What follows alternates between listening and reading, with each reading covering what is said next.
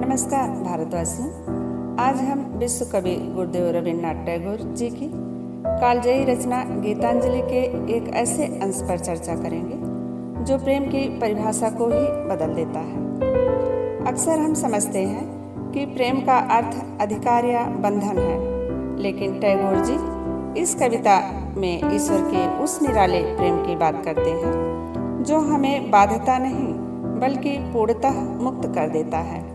यह कविता एक भक्त और भगवान के बीच के उस सूक्ष्म बंधन को दर्शाती है जहाँ भगवान की खुशी भक्त की आज़ादी में छिपी है।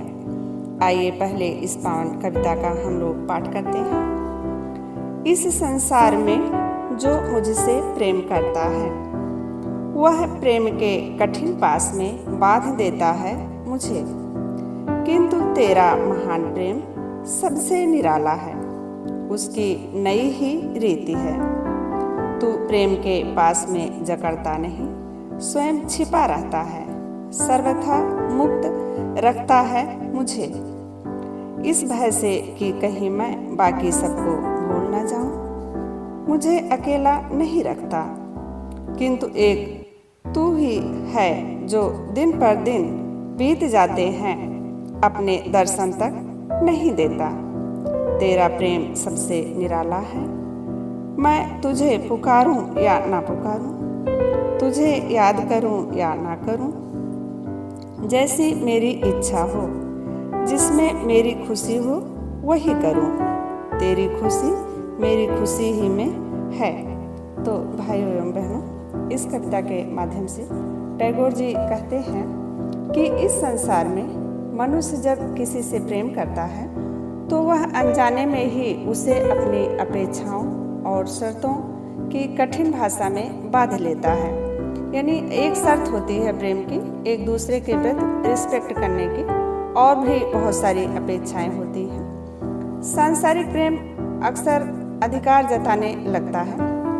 हम चाहते हैं कि जिसे हम प्रेम करें वह हमारे अनुसार चले, लेकिन इस कविता के माध्यम से टैगोर जी कहते हैं कि प्रभु आपका प्रेम इससे बिल्कुल अलग है। कविता की एक अद्भुत गहराई यह है कि ईश्वर स्वयं को छिपाए रखता है।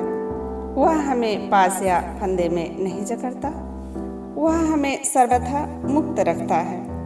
कवि का तर्क है कि यदि ईश्वर साक्षात हर क्षण हमारे सामने खड़ा रहे तो उसकी महिमा इतनी विराट होगी कि हम इस सुंदर संसार, अपने परिवार और अपने कर्तव्यों को भूल जाएंगे। ईश्वर हमें अकेला नहीं छोड़ता। ईश्वर हमें इस संसार के रूप में हमारे चारों ओर मौजूद है ताकि हम जीवन का हर अनुभव ले सकें। दिन पर दिन बीत जाते हैं पर वह दर्शन नहीं देता। यह उसकी बेरुखी नहीं, यह ईश्वर की बेरुखी नहीं बल्कि ईश्वर की महानता है।